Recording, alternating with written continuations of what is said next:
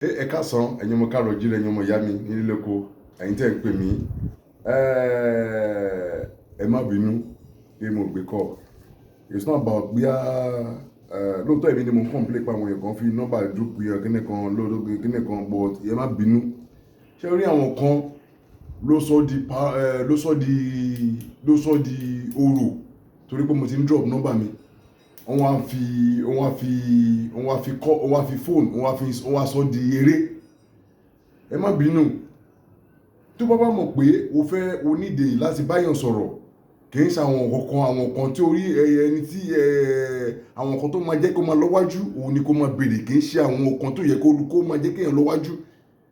Àtàyèsí máa ń bí mi ni láti máa gbé kọ̀ wá sọ pé bá ti rò pé ẹnì yóò lè jẹ́ pé àwọn ìkanra ìranà ló máa tó pè mí ló máa fẹ́ pè mí fún ó lè máa jẹ́ ìra ìkanra no because àwọn kan tí àwọn èèyàn ń béèrè lọ́wọ́ mi kì í ṣe nǹkan tó máa jẹ́ kó máa lọ́wájú. Ẹlò máa béèrè ọ̀rọ̀ rádaràdà ẹlò máa force mi títí kí fóònù nọ́mbà máa tó fún nọ́mbà ìkan rádaràdà náà máa béèrè. It's not good. Ẹ wá ẹ̀kọ́ tó máa jẹ́ kó máa lọ́wájú kì í ṣe nǹkan tó jẹ́ kó máa nǹkan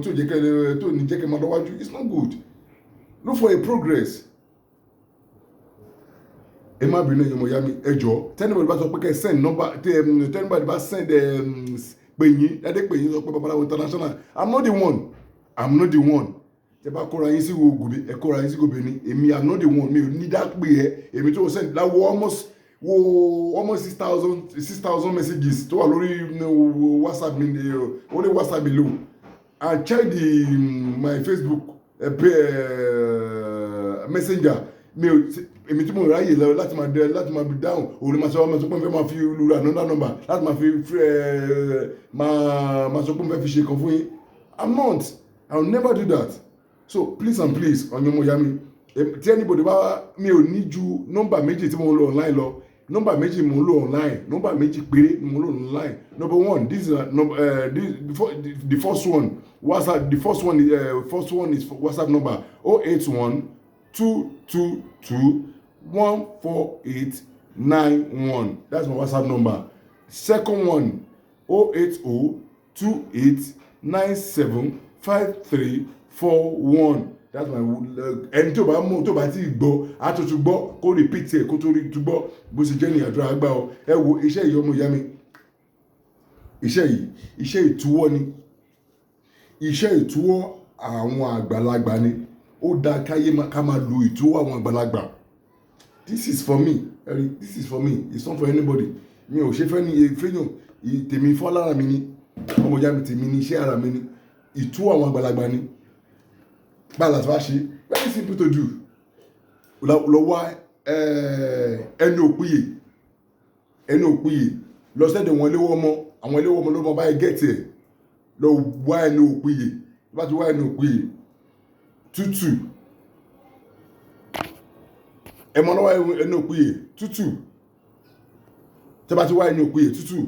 báwo la ti máa ṣe ẹ wá mú ẹ kó sọ odó ẹ̀gún ẹ kó ojú ológbò lé lórí ẹ̀gún pẹ̀lú ojú ológbò tó ń pè ní èso wéré jẹjẹ ẹ kó lé lórí ẹ̀gún papọ̀ akúná tó bá ti kúná ẹ wá kó ipò ọ̀bọ̀n lé lórí ẹ tó gun papọ̀ pẹ̀lú ẹ tó bá ti tó kúná náà ẹ sì wá ẹ wá kó ewé àjọbà lé lórí ẹ̀gún papọ̀ akúná tó bá ti kúná bẹ́yẹn ẹ wá da ọṣẹ lé lórí ẹ̀gún ọṣẹ pẹ̀lú ẹ tó bá ti gọ́ṣẹ pẹ̀lú ọmọ ìyá mi ẹ papọ̀ tó bá ti rọ̀ ẹ bá ipò ti rọ̀ ẹ fà sínú ike báyìí ẹ fà sínú ike ẹ mú kéde lé lórí akọkúta ẹ mú lé lórí akọkúta ẹ mú lé lórí akọkúta láti protect ẹ ní kì í ṣe pé bóyá ìkàn míì láti protect ẹ wá filẹ̀ fún ọjọ́ mẹ́ta ọmọ ìyá mi ẹ máa fi wẹ̀ ní ìdájí kùtù hàì nígbà tó òun bá ti yọ àbí alẹ́ nígbà tó òun bá ti wọ̀ ọmọ ìyá mi ó very simple kò kí lè fẹ́ padà rewatch video yẹn instead of kó máa pè mí máa disturb mi padà máa ṣe kí ni tó lọ wò lo káàdì ẹ kó fi wò lo data kó fi wò very simple to do ọmọ ìyá mi ilé àti ìbùkún ajé tiẹ̀ o wà lọ wájú ní padà sẹ́yìn ajé